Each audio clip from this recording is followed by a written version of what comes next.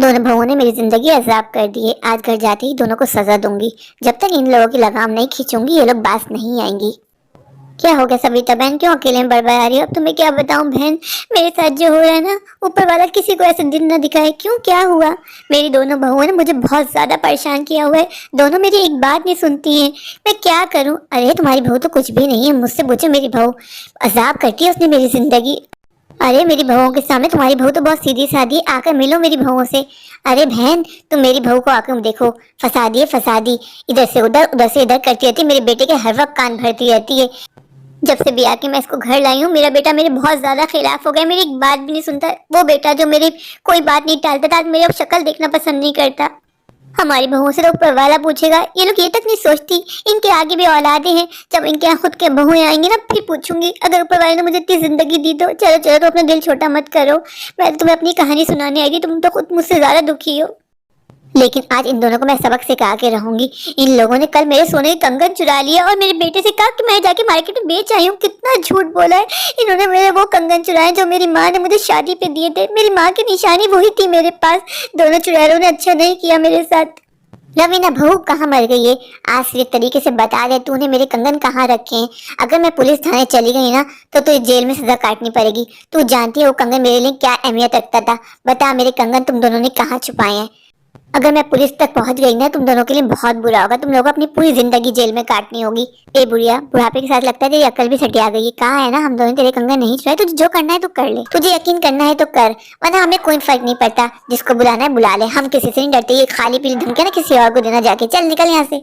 कैसे कैची की तरह इसकी जबान चल रही है। आज मैं इसको नहीं छोड़ूंगी। मैं जानती हूँ इन दोनों ने मिलकर मेरे कंगन चुराए। इस बुढ़िया को क्या लगता है हमें खाली पीली धमकियां देकर हम डर जाएंगे? देखती हूँ क्या करती है बुढ़िया। जब से महारानी साहिबा घर में शादी करके आई, मेरे घर का हाल ही बिगाड़ दिया है। क्या से क्या कर दिया मेरा घर। कहा मुझे थोड़ी सी मटकी भी बर्दाश्त नहीं होती था, पूरा घर फैला हुआ है। क्या हो गया सासू माँ, क्यों टटर कर रही है? सब खैरियत तो है ना? हाँ, तुम्हें तो मेरी बातें भी टटर लगती है ना बहू।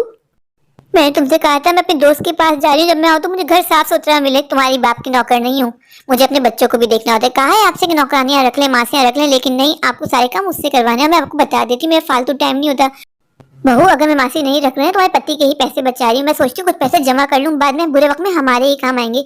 सासू माँ, जो पैसे आप शॉपिंग में उड़ाती है ना, अगर वो पैसे मासी को दे देना, हम दोनों का ही भला हो जाए। शॉपिंग में आपकी कमी आनी नहीं है। तुमने मुझे कब देख लिया शॉपिंग करते हुए? अगर मैं लाती हूँ घर की ग्रोसरी ही लाती हूँ। तुमने मुझे कब देख लिया अपने लिए शॉपिंग करते हुए कि मैं साड़ी खरीद के ला रही हूँ, कपड़े खरीद के ला रही हूँ? मैं जो लाती हूँ घर के लिए लाती हूँ। मुझे भी कोई शौक नहीं है जज के रहने का। मेरी उम्र अब गुजर चुकी है।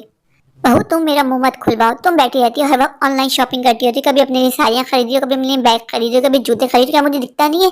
लेकिन मैं नहीं बोलती। मैं नहीं चाहती घर का माहौल खराब हो, लेकिन जब तुम अपना मुंह खोलोगी तो मुझे भी आगे से बोलना पड़ेगा। अगर मैं ऑनलाइन शॉपिंग कर भी रही हूँ तो अपने पति देव के पैसों पे शॉपिंग कर रही हूँ। इनसे नहीं मांग रही हूँ जिनको मिर्चें लग रही हैं। अच्छा खासा मूड था मेरा, सारा स्पॉइल करके चली गई। चलो, मैं चलती हूँ रवीना के बाद, उससे बात करती हूँ, दिल हल्का हो जाता है।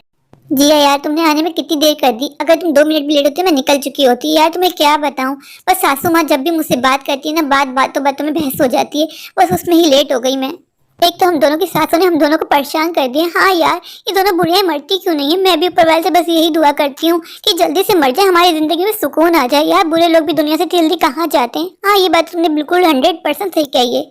जिया, तुम तो फिर भी नसीब वाली हो कि तुम्हारा पति अकलौता है। मुझसे पूछो, मैं एक देवरानी का अजाब उठा रही हूँ, ऊपर से मेरी नंदे हर वक्त आ जाती हैं। हाँ, ये वाली बात तो तुमने बिल्कुल ठीक कही। इस मामले में तो वाकई मैं नसीब वाली हूँ। मुझसे पूछो, मेरी 2 नंदे हर वक्त अपने बच्चों को लेके बोरिया बिस्तर समेट के मेरे यहाँ आ जाती हैं, और ऊपर से मेरी सासू माँ, इनको संभालना आसान काम है। और मेरी देवरानी एक नंबर की बदतमीज औरत, कामचोर अलग है, कभी कोई काम करने में मेरा हाथ नहीं बटाती। इस मामले में तो वाकई जिया नसीब वाली है। एक मेरी ससुराल है, हर वक्त घर में भरे रहते हैं। कभी नंदे आ जाती हैं, कभी उनके बच्चे, तो कभी मेरी सासू माँ, जो कि मेरे लिए बहुत मुश्किल हो गई। क्या करूं, कभी कभार दिल चाहता है कहीं फेंक के आ जाऊं। ना मरने का नाम है और ना ही कहीं जाती हैं।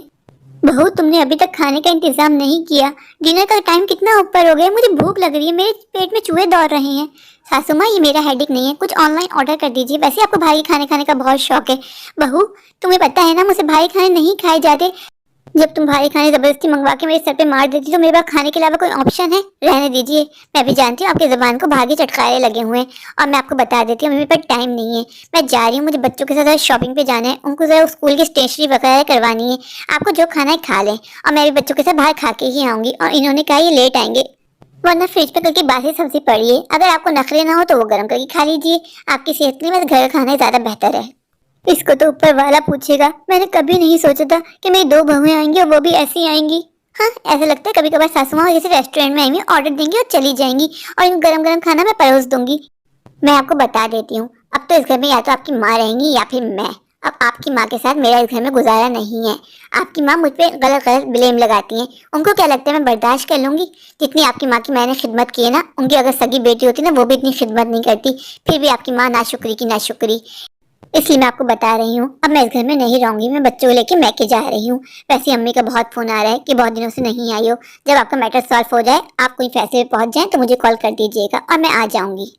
तुम दोनों ने मुझे पागल कर दिया है। तुम लोग ये तक नहीं सोचती कि मैं ऑफिस से आता हूँ, थका आ रहा आता हूँ, घर आता हूँ नहीं, तुम दोनों की लड़ाइयाँ शुरू हो जाती हैं। माँ की बात सुनता हूँ तो माँ ठीक लगती है, तुम्हारी बात सुनो तुम ठीक लगती हो। मैं कहाँ जाके अपना सर फोड़ूं? मैं इस अजाब में वो और नहीं जी सकता। तुम लोगों ने मुझे बीमार कर दिया है, नफ्सियाती बना दिया है। पर तुम्हें बता देता हूँ कि मैं माँ को कहीं नहीं छोड़ूंगा। अगर तुम्हें मेरे साथ रहना है तो माँ के साथ ही रहना होगा। मेरी माँ ने मुझे पैदा किया है, पाला पोसा है, वो भी बाबूजी के बगैर। बाबूजी तो मेरे बचपन में ही गुजर गए थे। आज मैं जो कुछ भी हूँ अपनी माँ की बदौलत हूँ, उनको तो मैं कहीं नहीं छोड़ने वाला। बाकी तुम्हारा फैसला आखिरी होगा। मेरे प्यारे प्यारे व्यूवर्स, अगर आपको मेरी आज की ये स्टोरी अच्छी लगे तो प्लीज मेरे चैनल को लाइक कीजिए, अपने दोस्तों के साथ शेयर कीजिए, और हाँ, मेरे चैनल को सब्सक्राइब करना बिल्कुल मत भूलिए। अभी चाहिए जाकर मेरे चैनल को सब्सक्राइब कर दीजिए, मुझे ढेर सारा प्यार दीजिए। Thank you.